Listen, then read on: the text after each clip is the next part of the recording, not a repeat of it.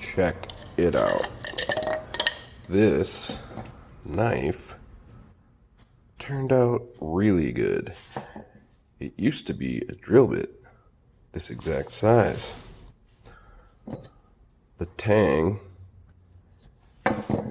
comes back to about here. This is where the twist drill bit part used to be. This all used to be the shaft. But it turned out so good. And I'm already like halfway done with the case, which is turning out really good.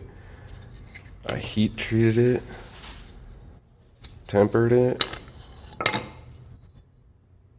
reverse blade, solid steel.